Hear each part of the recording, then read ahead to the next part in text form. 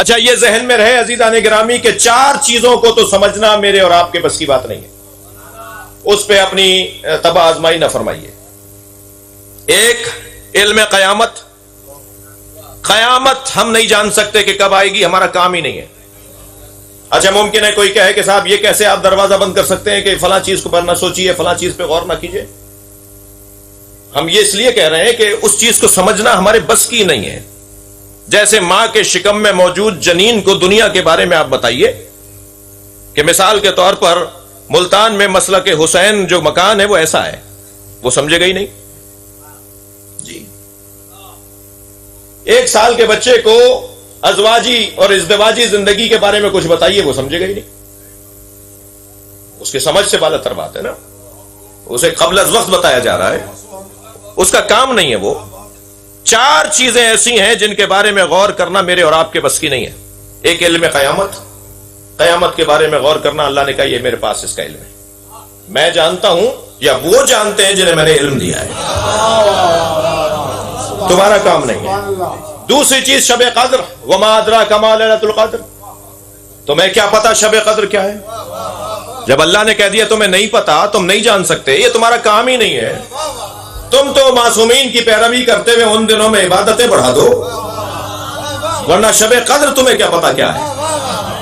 یہ دوسری چیز جس کے بارے میں میرا کام نہیں ہے۔ اور تیسری چیز، عظمت فاطمہ۔ سیدہ فرماتی انا لیلۃ القدر۔ تم اگر یہ جاننا چاہتے ہو کہ شب قدر کو نہیں پہچان سکتے تو جان لو میں بھی شب قدر ہوں، مجھے بھی تم نہیں پہچان سکو گے۔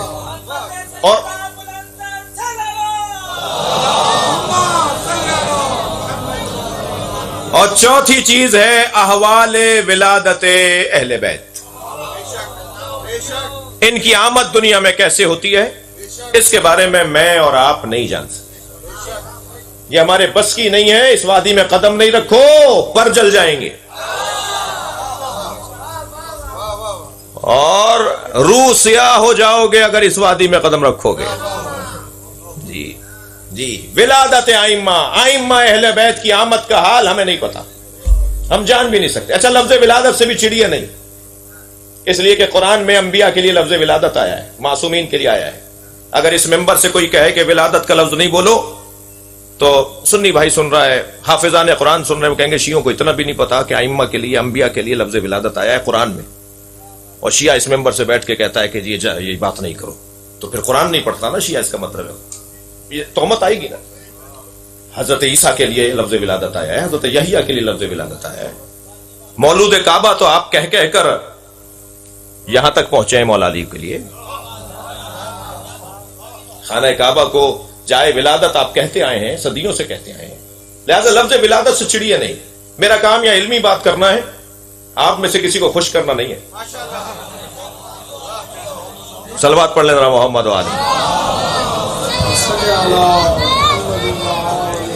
اس سے زیادہ بہتر صلوات۔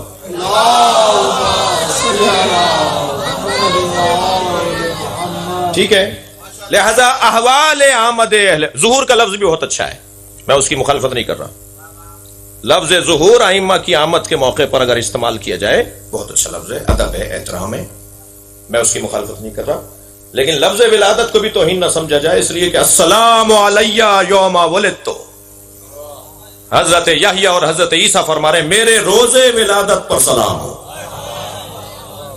نبیوں کے لیے لفظ ولادت استعمال ہوا ہے، اور 100 سے زیادہ حدیثیں ہیں۔ میرے مولا حسین سے پوچھا حل ولد المہدی، مولا حسین سے پوچھا حل ولد المہدی، کیا مہدی کی ولادت ہو گئی؟ مولا حسین کیا فرماتے ہیں، جملہ سنیں، لا لو ادرکتہ لخدمتہ ایام حیاتی، نہیں اگر میری زندگی میں مہدی آ جاتے تو میں مہدی کی خدمت میں رہتا۔ سبحان اللہ جی۔ تو یہ لفظ استعمال ہوا ہے، مگر ہمارے اور آپ کے بس کی بات نہیں ہے احوال آمد اہل بیت کے بارے میں غور کرنا۔ 2 3 4 5 جلدی جتنی ممکن ہوا جلدی میں آپ کو چند مثالیں دے دیتا ہوں۔ ایک دن ظاہری طور پر گزرا ہے امام سجاد کو آئے ہوئے،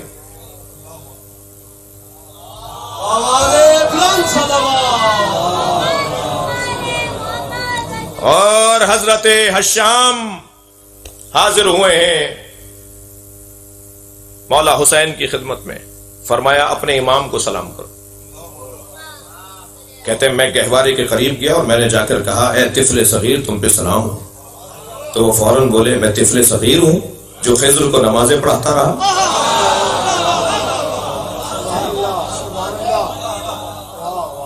امام موسیٰ کاظم علیہ السلام کی آمد ہوئی.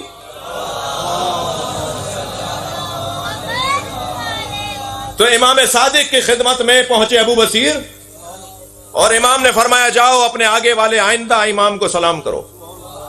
ابو بصیر کہتے ہیں میں قریب گیا اور میں نے جا کے سلام کیا تو انہوں نے سلام کا جواب فصیح عربی میں دیا اور فوراً بولا کہ 1 ہفتے پہلے تمہارے ہاں بچی کی ولادت ہوئی ہے, تم نے حمیرہ نام رکھا ہے, ہمیں یہ نام اچھا نہیں لگتا.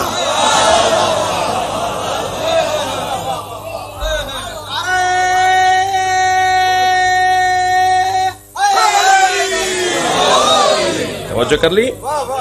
یہ چند مثالیں میں نے اس لیے دیں کہ یہ خود بتا رہی ہیں مثالیں کہ ان کے احوال علیحدہ ہیں اور ان کے احوال آمد و ظہور و ولادت کے اوپر ہمیں کہنے لگے جی ولادت تو ہماری ہوتی ہے. بھائی ہماری ولادت میں نجاست ہے, ان کے یہاں طہارت ہے.